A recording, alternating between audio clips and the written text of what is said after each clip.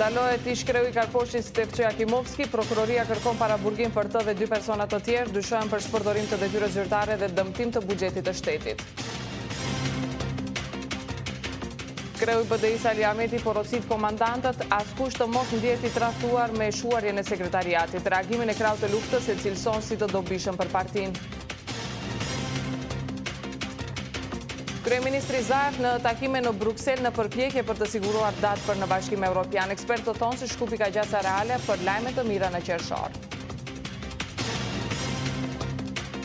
Ende pa nisur fushata zgjedhore, kandidatët për president zhvillojnë betejë të ashpër virtuale. Ekspertët apelojnë për fushat me dinjitet. Zjarrvënie e qëllimshme në përmalet e vendit, autoritetet akuzojnë barinjt. Në shumë rajone zjarrfiksit nuk kanë pajisje për të luftuar me flakët.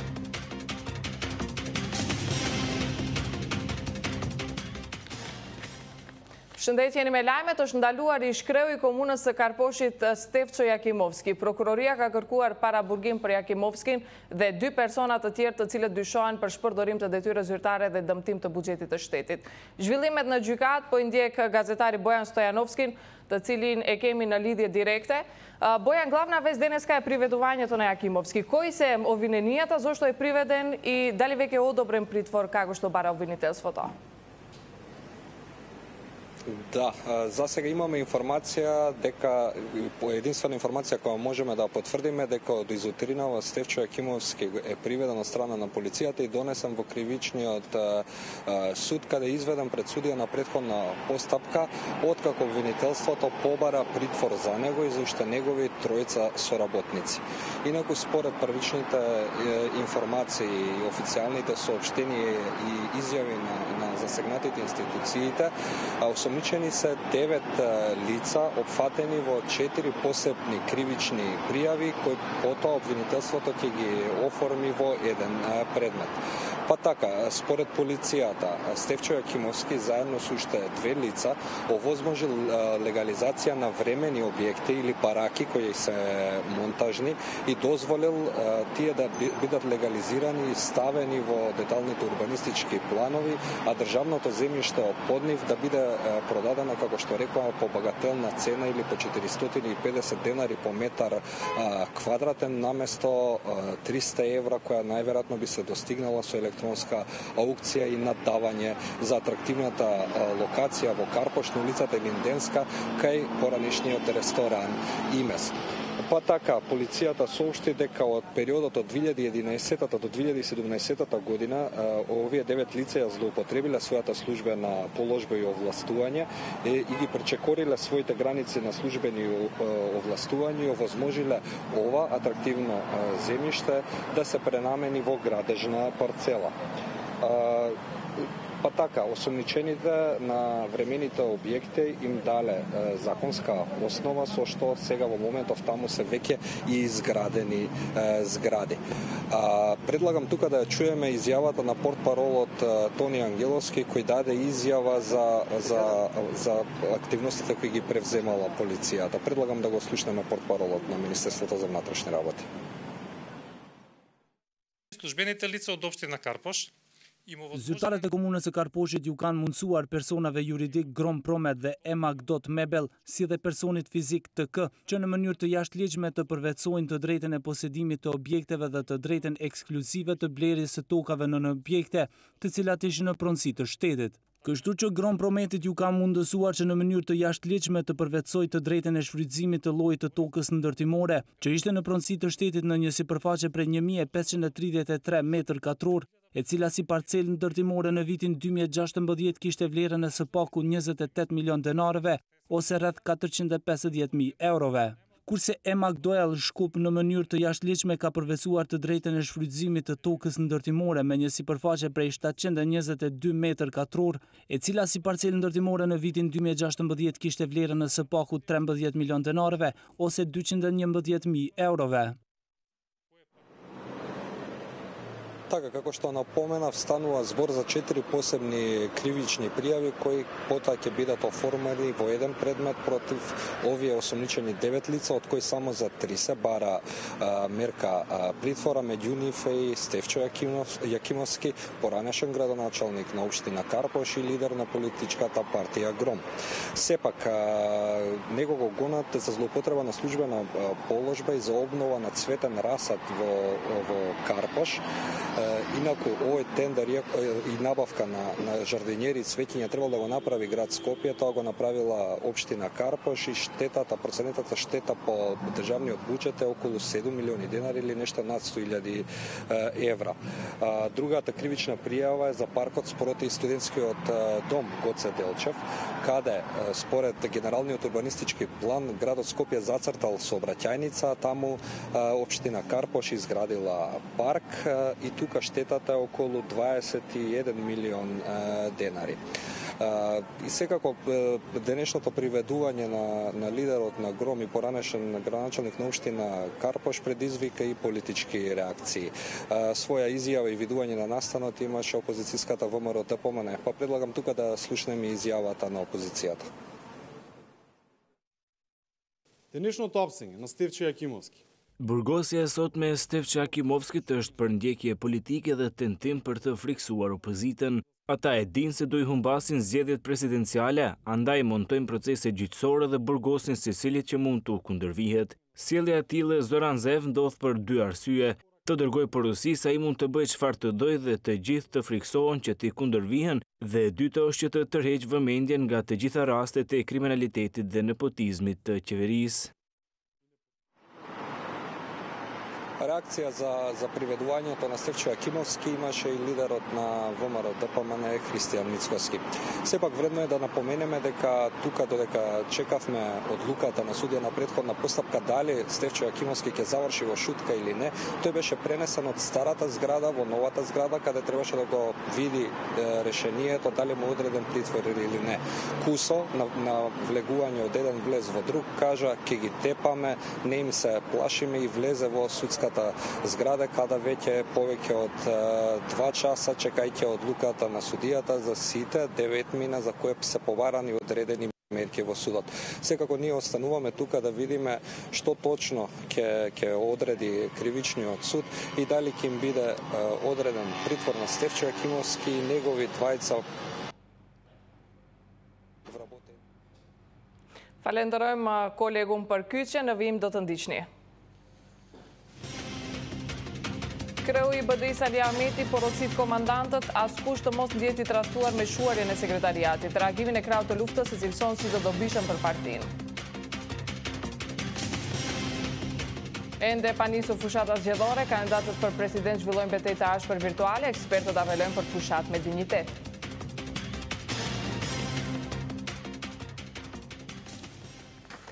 Lajmeti nuk sheh rrezik për shkëputjen e kraut të luftës nga BDI-ja. Reagimin e tyre për shuarjen e sekretariatit e shef si zhvillim të brendshëm, i cili gjithmonë i ka ndihmuar partisë.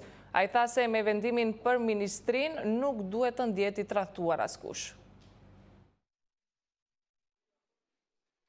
Një javë pas reagimeve të kraut të luftës për shuarjen e sekretariatit për implementimin e marrëveshjes së Ohrit, kreu i integristëve Ali Ahmeti theu heshtjen.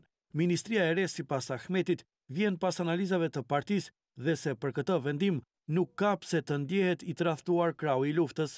Këtu nuk ka as tradhti, por as edhe nuk ka herezi që të ndiqet dikush për mendim kundër. Dhe këtë kemi dëshmuar me të qenurit tonë gjatë 18 vite në politikë bërjen e këtij vendi. Po tani nuk mund të merrem me çështje hipotetike, sigurisht që do të bisedohet në të ardhmen se kush do e drejtojë këtë ministri.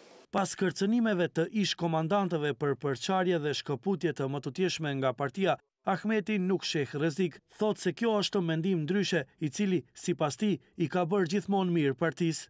Mendimi ndryshe asnjëherë nuk e ka dobësuar Bashkimin Demokratik për Integrim, përkundrazi, mendimi ndryshe e ka forcuar Bashkimin Demokratik për Integrim dhe nuk i mohohet askujt e drejta që të shfaq një mendim ndryshe, por e tërë situata ka rrjedh në rrugë të natyrshme, duke u vendosur në organet më të larta të partisë, duke hyrë edhe në program të Bashkimit Demokratik për integrim, dhe e njëjta, është arsyetuar, është përpunuar edhe me partitë tjera politike dhe është bërë si pjesë e tërësisë së përfaqësimit politik të shqiptarëve në Republikën e Maqedonisë. Ahmeti tha se për dallim nga sekretariati, Ministria e Re për të cilën nuk dihet se kush do ta udhëheq, mund të propozoj ligje, gjë që avancon edhe më tepër marrëveshjen e Ohrit.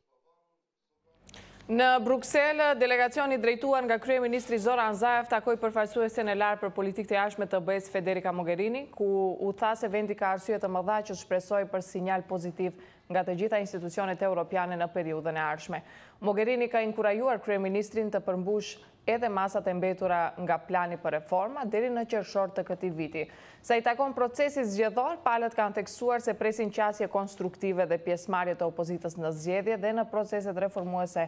Në Bruksel, Zaev shoqërohet nga ministrja e mbrojtjes Radmila Shekerinska, zëvendës kryeministrit Bujar Osmani dhe ministri i jashtëm Nikola Dimitrov. Kryeministri do drejtojë Këshillin e Stabilizimit të Asociimit për Maqedoninë e Veriut, kurse më vonë gjatë ditës do të takojë edhe sekretarin e përgjithshëm të NATO-s Jens Stoltenberg.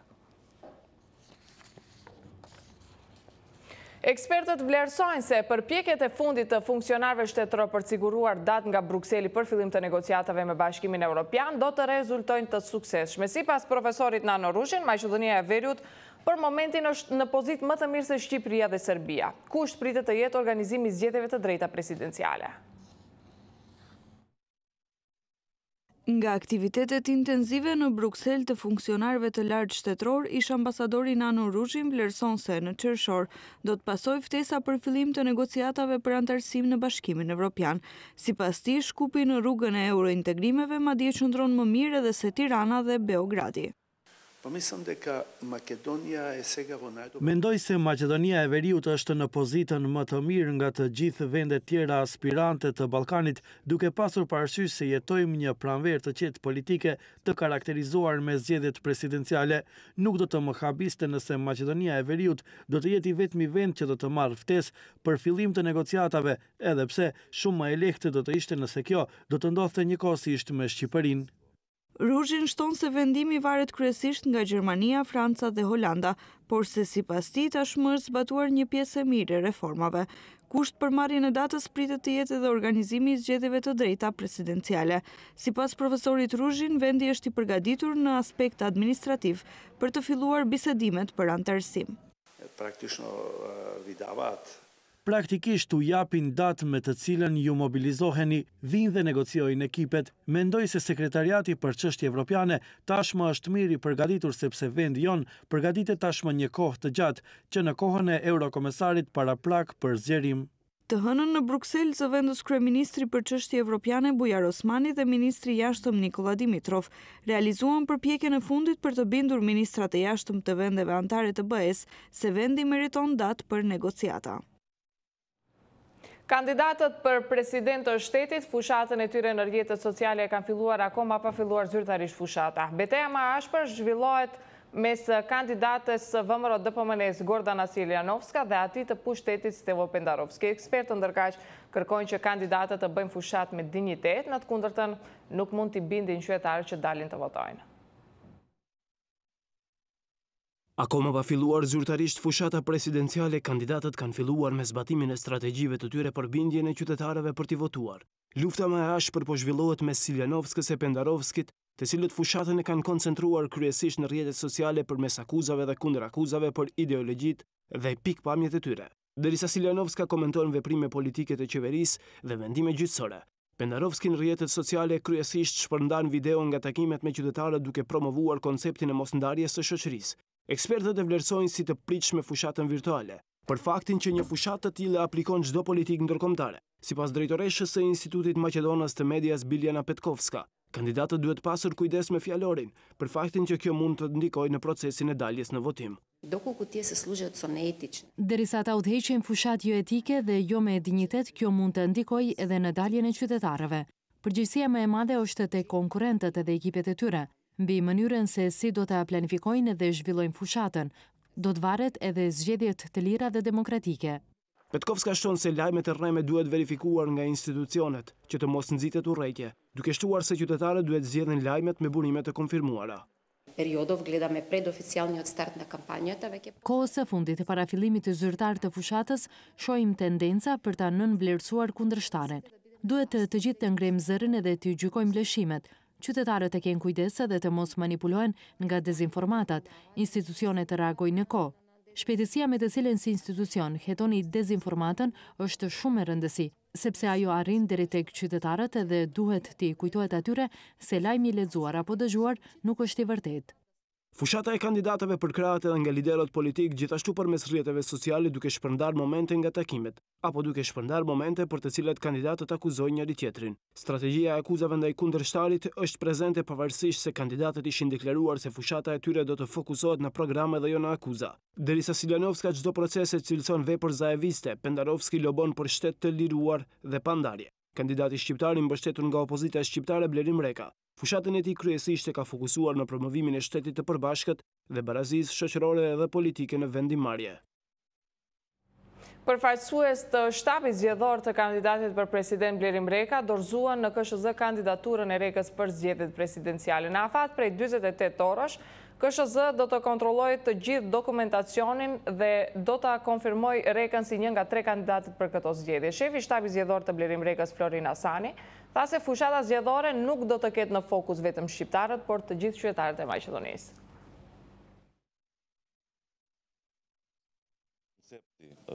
Profesorit Blerim Reka bën të veçantë për kandidatëve të tjerë.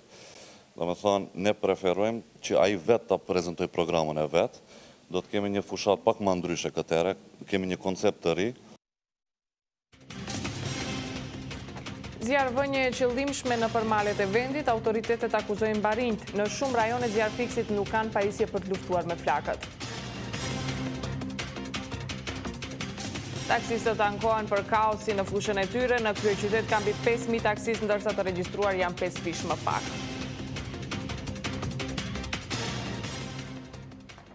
Ndonse është lokalizuar, zjarri që përfshiu zonën e Karadakut të Shkupit është ende aktiv. Ekipet e zjarrfikësve thonë se shuarja e zjarrit është vështirësuar për shkak të erës së fuqishme dhe terrenit të vështirë.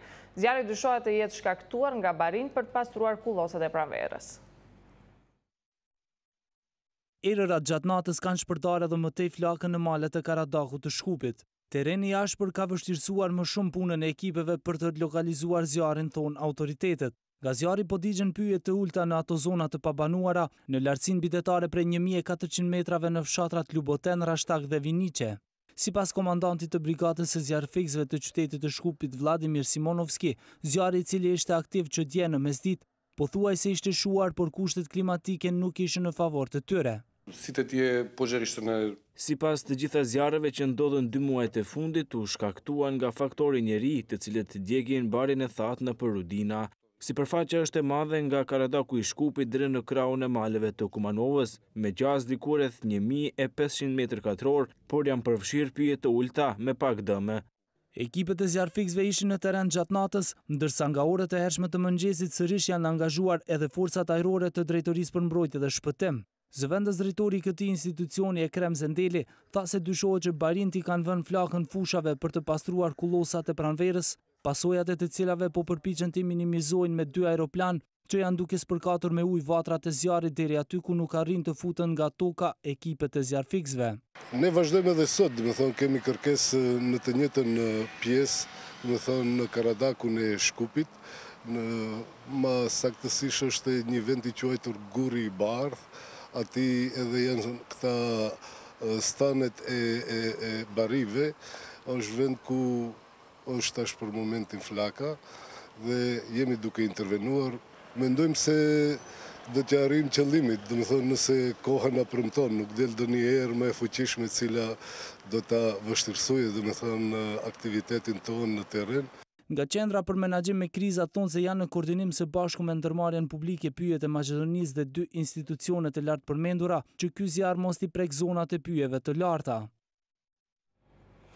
Për kryetarin e Strugës, Ramiz Merko, ndoshta makina prej 67.000 eurove nuk është luks, por për komunën shpenzim të larë për bën mirëmbajtje 2 cisternave për mbushjen e automjeteve të zjarfikësve me ujë.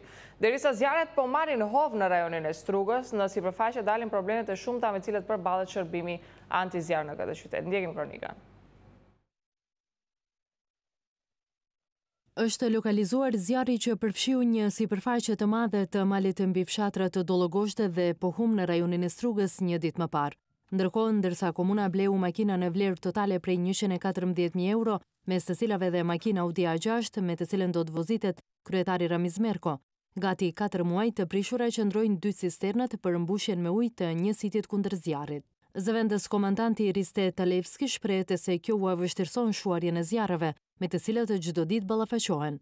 Shton se kanë deficit automjeteve, ndërsa edhe ato që i posedojnë janë të vjetra dhe me afat të kaluar të përdorimit.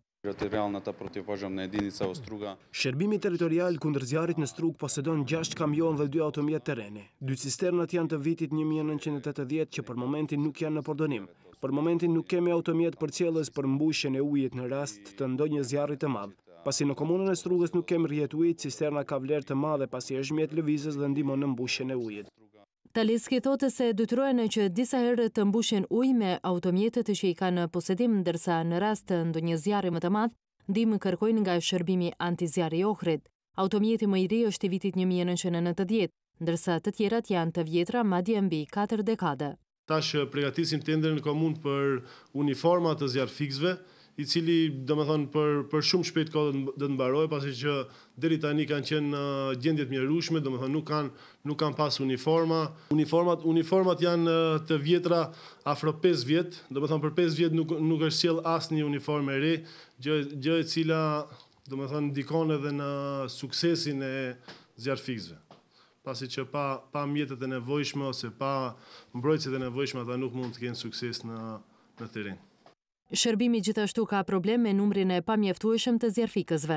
Për momentin janë 32, që është e larg minimumit me ligj. Thonë se kanë nevojë edhe për të paktën 10 zjarfikëse, pasi për vetëm gjysmë muaji kanë pasur 54 intervenime. Ata shtojnë se kanë nevojë edhe për mjet lundrimi për fikjen e zjarreve në ujë dhe intervenime në rast paraqitjes së zjarrit nëpër objekte lundruese. Nga policia e Ohrit thonë se si rezultati i zjarreve të shpeshta në pjesët malore, në fusha dhe në kallamin e bregut, do të ndërmerren masa të përforcuara. Buteli vijon të ngulfatet nga beturinat. Autoritetet komunale akuzojnë qytetarët për krijimin e deponive të egra, ndërkohë që qytetarët shprehen të pakënaqur nga puna e komunës. Buteli ballafaqohet edhe me pluhurin nga zvarritja e punimeve për rikonstruimin e rrugës. Në prag të javës së ekologjisë, banorët e komunës së Butelit dhe jo vetëm vazhdojnë të ngulfaten nga ajri dhe ambienti i ndotur. Zëvendës ministri i mjedisit jetësor Jani Makraduli ndërgjegjën për papastërtinë u bëri thirrje komunave që të zbatojnë planet për luftën kundër ndotjes. Ai u bëri thirrje dhe qytetarëve që të ndërgjegjësohen dhe të japin fund krijimit të deponive të egra. Ndotja është një sfidë jo vetëm këtu në komunën e Butelit, por gjithandej. Unë apeloj për implementim të menaxhimit të mbeturinave rajonale nga ana e komunave. Të mbyllim deponit e egra që të mund të transportojnë mbeturinat në vendet ku përpunohen. Kreu i komunës së Butelit Velimir Smilevski tha se shërbimet komunale po punojnë maksimalisht për të luftuar krijimin e deponive të egra. Ne si komunë jemi duke ndërmarrë një sër masash me atë që shërbimet tona komunale po punojnë me 3 ndërrime. Po pra, ne si komunë kemi probleme me mbeturinat andej, dhe jemi duke tentuar, por edhe duke e zgjedhur në mënyrë të ndryshme. Nga ana tjetër, banorët fajin adresojnë tek personat e pandërgjegjëm që hedhin mbeturina rrugëve, por edhe ndaj institucioneve që nuk ndërmarrin masa adekuate. Ma tepër janë qytetarët, vetëdijsimi i qytetarëve se nuk duhet të hodhim gjësendet jashtë, edhe kështu që ma tepër ne kemi fajt, po edhe pak edhe organet e komunës. Përveç pranisë grimcave PM10, Buteli ballafaqohet edhe me pluhurin që ngrihet nga rruga e papërfunduar. Kjo kanë desh më la, mbram natën kjo rruga, shefni pluni që është. S'ka ekologji.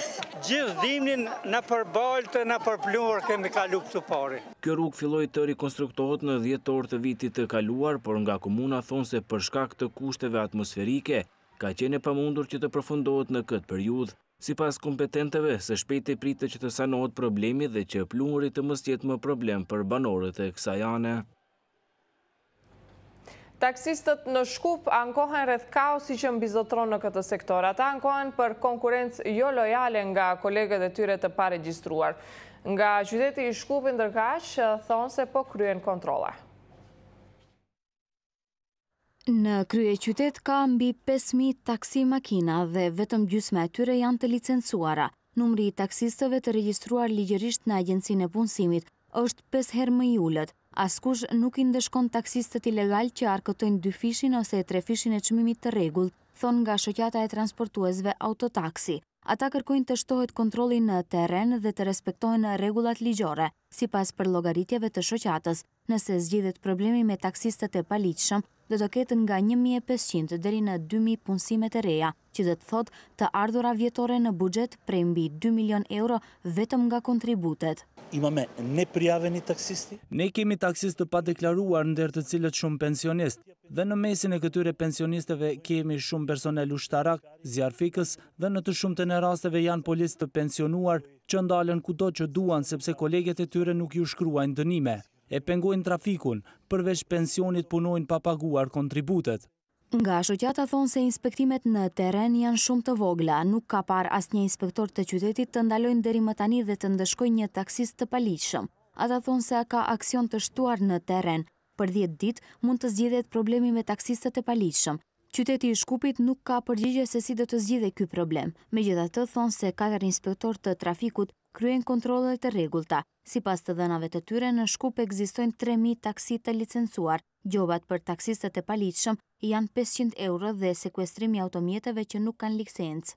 Gjatë vitit 2018 janë kryer 231 kontrolle mbi transportuesit, nga të cilët 116 janë në inspektim të rregullt, 38 përmes mbikëqyrjes inspektuese të kontrollit, si dhe një inspektim të jashtëzakonshëm pas një parashtrese paraprake. Si rezultati kësaj janë ndarë 35 vendime për sekuestrimin e përkohshëm të automjeteve. Numri më i madh i taksistëve të paligjshëm sipas shoqatës ka në stacionet në qendrën e transportit, qendrën klinike dhe në Bitpazar. Këtu i përmbyllim lajmet, shikim të nga qenë programet në vijim.